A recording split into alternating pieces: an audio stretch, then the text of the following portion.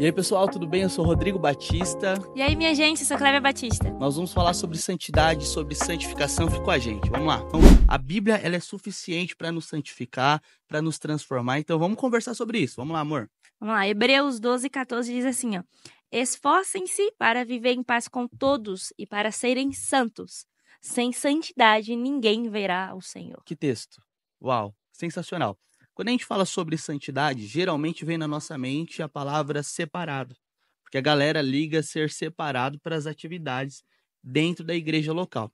Claro que nós podemos tratar sobre esse assunto, mas é importante a gente sempre destacar, amor, que quando a Bíblia fala sobre separados, santidade, santificação, a Bíblia está falando sobre a gente ser separado das práticas pecaminosas, atividades pecaminosas, da iniquidade. Sim. Isso é um ponto muito pertinente.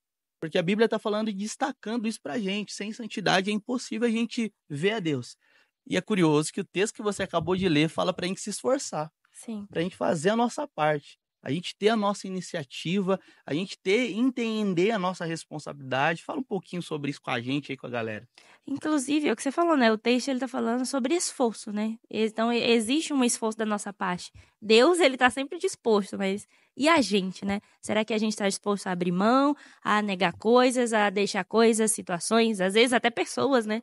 Que nos impedem de sermos santos e de nos achegarmos a Deus, né? E o texto, ele tá falando se esforcem para viver em paz com todos, mas é sem a santidade que nós não veremos a Deus. Então, existe sim um esforço da nossa parte. A gente precisa buscar essa santidade em Deus, né? Que Ele é um Deus santo e nos chama para a santidade também. Quando a gente fala sobre santificação, sobre santidade, a gente não está falando sobre perfeição. Sim. Inclusive, a gente tem até uma placa aqui na frente da igreja. Proibida a entrada de pessoas perfeitas. Então, é um ponto importante a ser falado. Não estamos falando sobre perfeição, mas estamos falando sobre santificação. Pecadores arrependidos. Isso. Pessoas que viviam na prática pecaminosa, agora se arrependeram em Cristo, estão em Cristo e passam a viver uma vida de purificação, de santificação, de abandono das atividades pecaminosas. Então perceba, não estamos falando sobre perfeição, mas santificação. E a santificação é uma responsabilidade nossa, tomarmos uma iniciativa, escutarmos as Escrituras, lermos as Escrituras. A gente precisa fazer a nossa parte, a gente precisa tomar uma iniciativa, sair da nossa área de conforto. A santificação é uma responsabilidade nossa, em ler as Escrituras que nos purifica, em vivermos práticas devocionais, espirituais, para que sejamos mais parecidos com Jesus. Tem mais texto para a gente ler aí, amor. Inclusive, olha o que João 17:17 diz. Santifica-nos na verdade. A tua palavra é a verdade. Então, é sobre um relacionamento, né, com essa palavra que nos lava, que nos purifica. Jesus disse, né, vocês já estão limpos pela palavra que eu tenho ensinado, que eu tenho ministrado a vocês. Então, é a palavra dele que verdadeiramente vai nos lavando, vai nos purificando. Porque é uma responsabilidade nossa como discípulos de Jesus, né? Nós estávamos de um jeito, e é verdade, nós estávamos destruídos, nós estávamos arrebentados quando nós conhecemos a ele. Mas sobre um caminhar com Jesus, é impossível eu não ser transformado, sabe? Se eu estou sendo um discípulo de verdade dele, não tem como eu não ser transformado, eu não ser constrangido pela santidade, pela perfeição dele. E aí assim eu sou transformada. E olha o que diz em Efésios 1:4, porque Deus nos escolheu nele, antes da criação do mundo, para sermos o quê?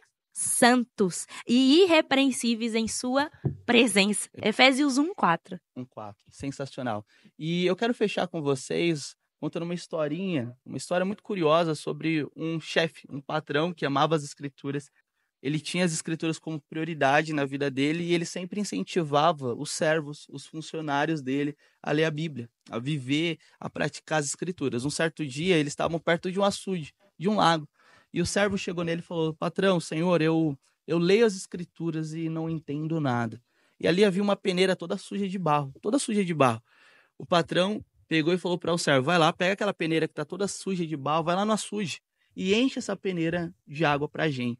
O servo obediente foi lá, pegou a peneira toda suja de barro e tentava encher, só que tem um problema. Não dá, né? Não dá, né? A peneira tem furinhos, é impossível encher uma peneira de água. Até que o servo olhou para o patrão e falou, senhor, é impossível encher essa peneira de água. E aí o patrão olhou para ele e falou, você lembra como essa peneira estava? Ele falou, toda suja de barro. E agora? Toda limpa. E aí foi quando o patrão olhou para ele e falou, então, quando a gente lê a Bíblia, a gente estuda a Bíblia, a gente vive as práticas devocionais, a princípio, parece que não está tendo dano nenhum, mas a gente está sendo limpo, a gente está sendo purificado, a gente está sendo lavado, todo o barro, toda sujeira é arrancada.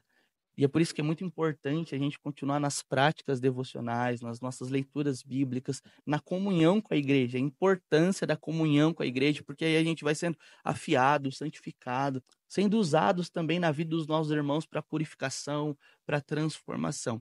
E é por isso, amor, que a gente quer frisar isso para vocês.